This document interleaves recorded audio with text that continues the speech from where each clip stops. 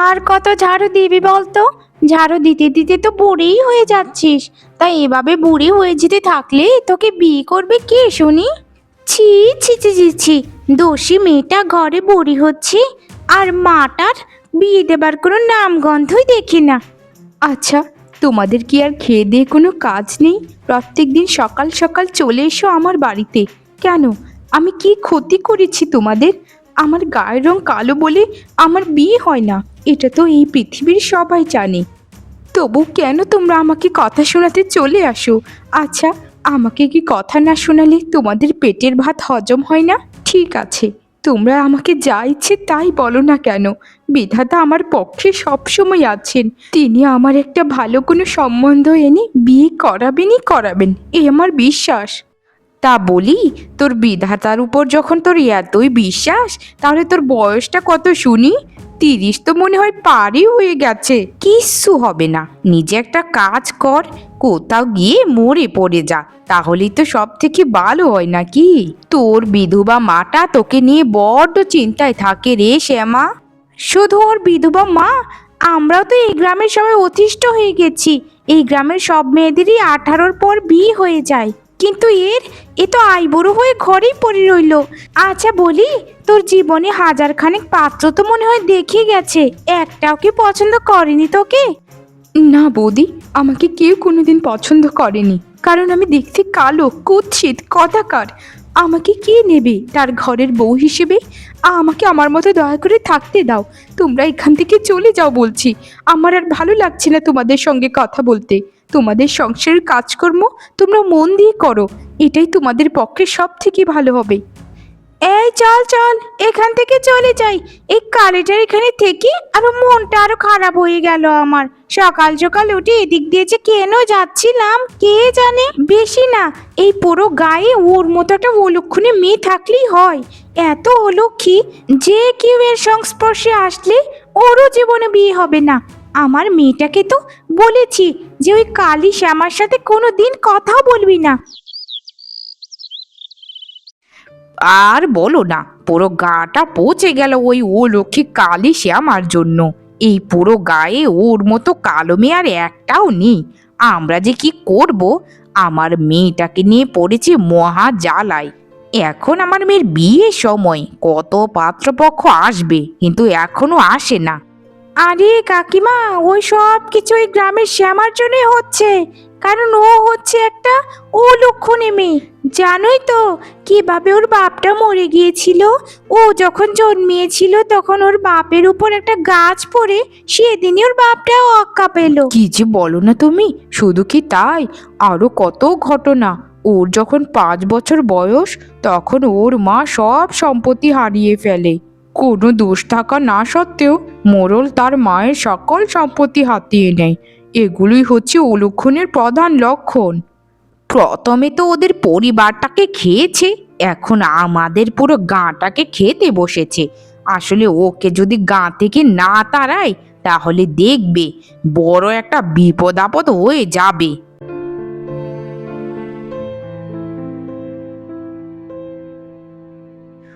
দেখো অবস্থা দেখো, ওই কুফাটার নাম নিতেই কুফা এসে হাজির হয়ে গেল। আরে বলি, এই কালি, তুই এখানে কি করছিস রে? জানিস না এই সময় যে গায়ের বধূরা জল নিতে আসে নদীতে? সে কথা তো আমি ভুলে গিয়েছিলাম কাকিমা, কিন্তু আপনি আমার সাথে এরকমভাবে কেন কথা বলছেন? আপনার সাথে তো আমার এই জীবনে বড় জোর 2-1 বারের বেশি কোনোদিন কথাই হয়নি, তবে কেন আমার সাথে এই ব্যবহার করছেন বলুন? বাহ বাবা বাবা বাহ, কথার কি ছিঁড়ি দেখো কালিটার। তা তোর চেহারাটা কি আয়নায় কোনদিন দেখেছিস যে তোকে কেমন দেখা যায়? যদি না দেখিস, এই নদীর জলে এসে দেখ একটু, তোর জন্য পুরো গায়ে একদম বিরক্ত হয়ে গেছে। বৌদি, গায়ের রং কালো হলেই কি কোনো মানুষ অভিশপ্ত হয় বলো? এটা কি আমি করেছি? এটা তো আমার বিধাতা আমাকে করেছে। তিনি চেয়েছিলেন যে আমি কালো হয়ে জন্মগ্রহণ করি, তাই কালো হয়ে আমাকে পৃথিবীতে পাঠিয়েছেন। এতে আমার ভুল কোথায়? নিজের তো বিয়ে হয় না, আবার ভুল খুঁজতে চলে আসে। তা বলি, তুই যে ঘরে থেকে আইবুড়ো হচ্ছিস, তা আমাদের গ্রামের মানুষের কানে কি কথা পৌঁছয় না নাকি? হাজার খানেক পাত্র তোকে দেখে গেল, কিন্তু কেউ তো তোকে পছন্দ করলো না। শোন কালী, তোকে যেন এই গায়ের নদীতে কোনোদিন জল নিতে না দেখি, তাহলে কিন্তু খুব খারাপ হয়ে যাবে। এখান থেকে যা বলছি, যা।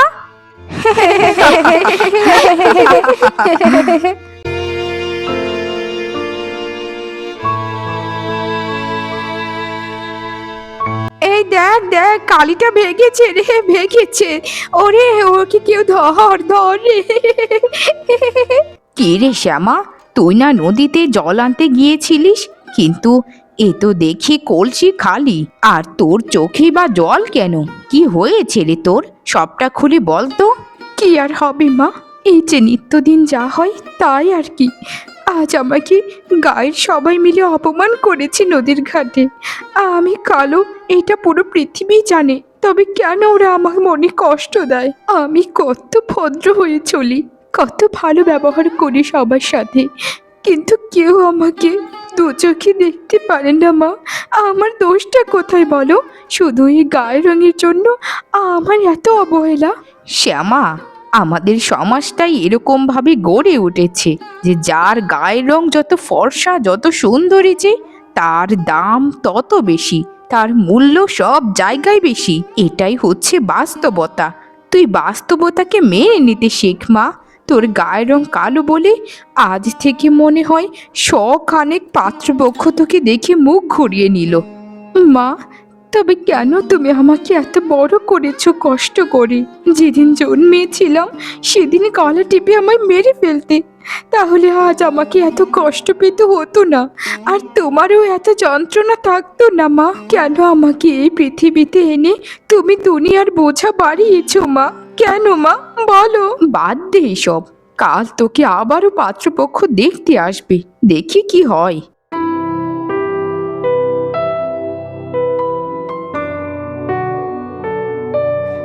দেখো দেখো কাকিমা, এখন কিন্তু সে আমাকে ভালোই ফর্সা লাগছে। আমার পাউডারটা ওর মুখে মেখে দিয়েছি, মুখটা অনেকটাই ফর্সা করে দিয়েছি। পাত্রপক্ষ দেখলে মনে হয় পছন্দ করবে, আমার এটাই বিশ্বাস। মা, তুমি কি শুরু করেছো? তুমি আমার ব্যক্তিত্বকে বিসর্জন কেন দিচ্ছ মা? আমি এই অভিনয় করতে পারবো না মা। এটা 2 নম্বরই, এইটা আমি করতে কখনোই পারবো না। এগুলো বলো কি মুছে দিতে। শ্যামা, তুই কি আমার মরা মুখ দেখতে চাচ্ছিস? এই নিয়ে তোকে হাজার খানেক পাত্র দেখে গেল, কেউ তোকে পছন্দ করেনি। এখন এই কায়দা ছাড়া আর কোনো উপায় নেই। এখন যদি তোকে পাত্রপক্ষ পছন্দ করে, কিছুক্ষণের জন্য আমার মুখটা হয়তো উজ্জ্বল লাগবে, কিন্তু যখন আমি ওদের বাড়িতে বউ হয়ে যাব, তখন তো ঠিকই আমাকে দেখে ওরা ভয় পাবে, বলবে এত কালো মেয়ে আমরা বিয়ে করে এনেছি। না না মা, আমি এটা করতে পারবো না, ওদের সাথে প্রতারণা আমি করতে পারবো না মা। আরে শ্যামা, কাঁদিস না কাঁদিস না, মেকআপ তো নষ্ট হয়ে যাবে, তারপর বুঝবি ঠেলা কাকে বলে। চুপচাপ তোর মা যেভাবে বলেছি সেভাবেই কর হতচ্ছাড়ি। তোর ওই কালো রূপের জন্য পুরো গা তো একেবারে রমরম করছে রে তোর উপর। তোকে যে কোনো সময় গা থেকে তাড়াবে দেখিস। চুপচাপ তোর মা যেভাবে বলছে যা, পাত্রপক্ষ এখনই এসে পড়বে, ওদের সামনে গিয়ে দাঁড়িয়ে পড়। ছি ছি ছি ছি ছি ছি, আমাদের সাথে এরকম প্রতারণা করতে যাচ্ছিলেন আপনারা? আপনাদের বাড়িতে যদি আমার ছেলেকে বিয়ে করাতাম, তাহলে আমার ছেলের জীবনটা সারা জীবনের মতো নষ্ট হয়ে যেত। ছি ছি ছি ছি ছি, এরকম 2 নাম্বারি করতে লজ্জা করলো না? এরকম একটা কালি মেয়েকে মুখে আটা ময়দা মাখিয়ে পাত্রপক্ষের সামনে হাজির করাতে আপনাদের বিবেকে কি বাঁধলো না? লজ্জা হওয়া উচিত, আপনাদের লজ্জা হওয়া উচিত। কতবার করে বলেছিলাম তোকে শ্যামা, যে কাঁদিস না, ওদের সামনে কাঁদিস না, তোর মেকআপ ধুয়ে যাবে, কিন্তু তুই কাঁদলি, তুই আমার জীবনটা শেষ করে দিলি হতচ্ছাড়ি। তোকে পড়ে দেখছি, দাঁড়া।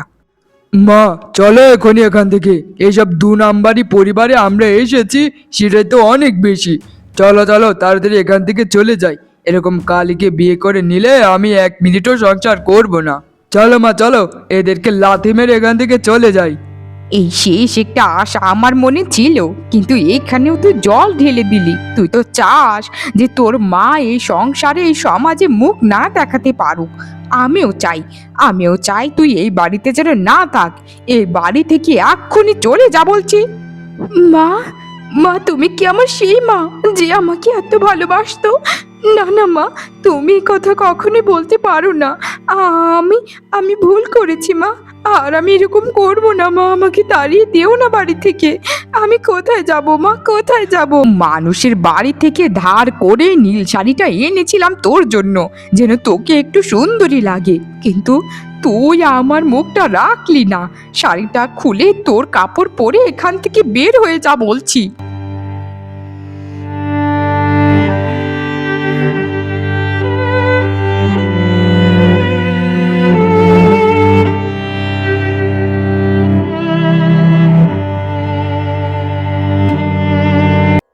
হাঁটতে হাঁটতে আমি কোথায় চলে এলাম? এখানে তো দেখা যাচ্ছে ভয়ঙ্কর জঙ্গল। আমার তো খুব ভয় করছে। না না, ভয় পেলে চলবে না। আমি ওই বাড়িতে ফিরবো না। আমার ওই বাড়িতে গেলে মা আবারও কষ্ট পাবে। আমি চাই না মায়ের মনে আর কষ্ট দিতে। জন্মের পর থেকে মাকে শুধু কষ্টই দিয়ে আসছি। বাকিটা জীবন এই জঙ্গলেই কাটিয়ে দেব। এখান থেকে আর ফিরবো না।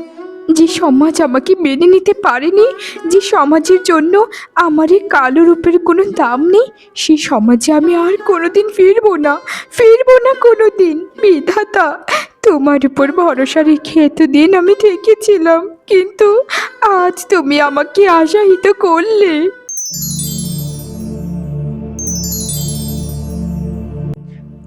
আরে আরে কে আপনি? এই গভীর জঙ্গলে কি করছেন? আমাকে ছেড়ে দিন, আমাকে ছেড়ে দিন। আমি কিছু করিনি। আমি এখন এখান থেকে চলে যাচ্ছি। আমাকে দয়া করুন। ভয় পেও না শ্যামা, আমি তোমার বন্ধু। আমি তোমার কোনো ক্ষতি করব না। আমি তো এসেছি তোমাকে সাহায্য করতে। আমি এই পুরো জঙ্গলের বনপরী। আমি চাই তোমাকে সাহায্য করতে, কারণ আমি স্পষ্ট দেখতে পাচ্ছি তোমার মনটা কাছের থেকেও স্বচ্ছ আর পরিষ্কার। তোমার মনে কোনো হিংসা বিদ্বেষ কিচ্ছুটি নেই। তোমাকে যারা কষ্ট দেয় তাদেরকেও তুমি বুকে টেনে নাও। বনপরি, এইসব বললে কিচ্ছু হয় না বনপরি, কিচ্ছু হয় না। কারণ আমার এই কালো গায়ের রং সব কিছুতেই বাধা সৃষ্টি করে। আমি আমি কারোর সাথে কথা বলতে পারি না। এই সমাজ আমাকে মেনে নেয় না। এই সব কিছু বিধাতার পরীক্ষা। যে ভালো তার পুরস্কার নিশ্চয়ই অবধারিত। তুমিও তোমার পুরস্কার পাবে। তুমি অতীব সুন্দরী এক রমণীতে পরিণত হবে। এটাই আমার আশীর্বাদ। আরে আরে, এ কি হলো আমার সাথে? আমি তো অনেক সুন্দরী হয়ে গেলাম। আমি আমি তো নিজেকে নিজে বিশ্বাস করতে পারছি না। আমার আমার পুরো শরীর দুধে আলতা হয়ে গেছে। তোমায় তোমায় অনেক ধন্যবাদ বনপরি। তোমার এই ঋণ আমি কোনোদিন শোধ করতে পারবো না। ধন্যবাদ দিতে হবে না বন্ধু। তুমি তোমার নামের মতোই সহজ সরল এবং সোজা সাপটা। তাই তোমাকে এই আশীর্বাদ আমি করেছি। তুমি এই রূপ সারা জীবন তোমার মধ্যে ধারণ করবে। এটাই তোমার পুরস্কার। বনপরি, তোমাকে অনেক ধন্যবাদ। আজকের পর থেকে আমাকে আর কেউ কালো কালি বলতে পারবে না। আমি আমি আমার পুরো জীবনটা নতুনভাবে শুরু করব বনপরি, নতুনভাবে। কোথায় গেলি রে আমার শ্যামা, কোথায় গেলি? রাগের মাথায় তোকে আমি বলেছিলাম বাড়ি থেকে বের হয়ে যেতে, তাই বলে কি তুই সত্যি সত্যি বাড়ি থেকে বের হয়ে যাবি মা? তোকে ছাড়া যে আমার এই পুরো পৃথিবীটা ফাঁকা হয়ে গেছে। কোথায় গেলি রে মা, কোথায় গেলি? ফিরে আয় শ্যামা, ফিরে আয়। তোর মায়ের পুরো বুকটা যে খালি হয়ে গেল রে শ্যামা, পুরো বুকটা যে খালি হয়ে গেল। শ্যামা রে শ্যামা, কোথায় গেলি তুই?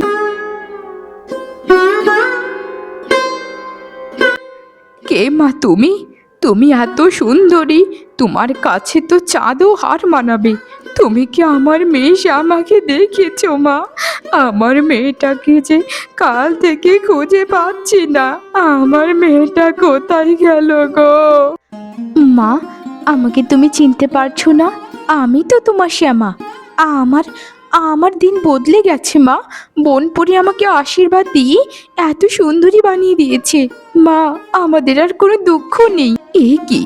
এ কি বলছিস তুই? আমি তো কল্পনাও করতে পারছি না যে তুই আমার শ্যামা মা। কিন্তু এটা কি করে সম্ভব? গলাটা তো ঠিক শ্যামার মতোই। আমার তো বিশ্বাস হচ্ছে না এখনো তুই আমার শ্যামা নোস। না মা, আমি তোমার শ্যামা। আজকের পর থেকে আমাদের আর কোনো দুঃখ নেই মা। কেউ আমাকে কালো কালি বলতে পারবে না মা।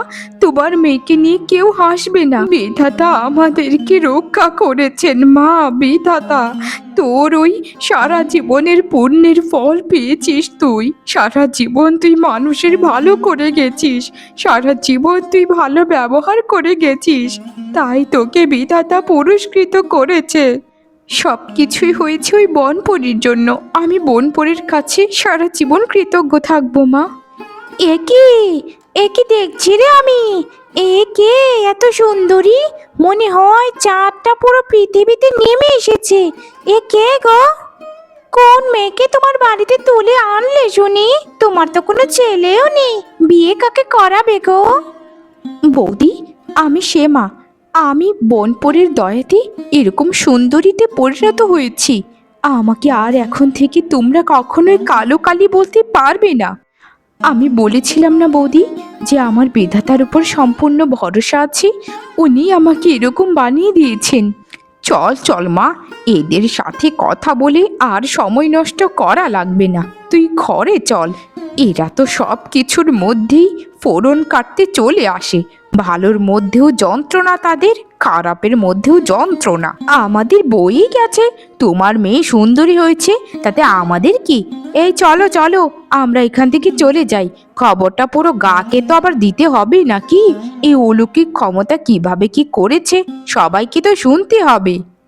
হ্যাঁ হ্যাঁ হ্যাঁ হ্যাঁ, তাড়াতাড়ি যাও যাও, খবরটা গিয়ে দাও। আমার মেয়ে সুন্দরী হওয়ার খবরটা সবাইকে পৌঁছে দাও। এবার দেখবো আমার মেয়েটাকে কে না বিয়ে করে। আমার মেয়েকে যেমন তেমন মানুষের কাছে বিয়ে দেব না, আমি সেরকম বড় লোকের কাছে দেব।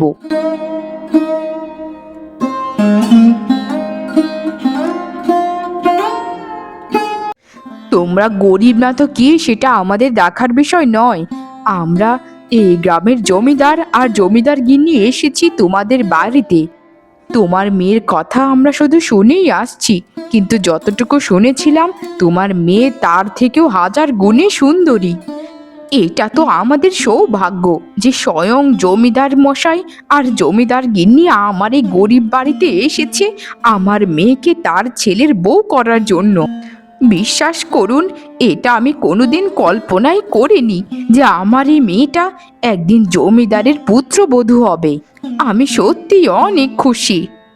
আমি এই গ্রামের জমিদার, আমি এমন ভাবে বিয়ে করে নেব তোমার মেয়েকে, এই পুরো গাকে আমি ভোজ খাওয়াবো।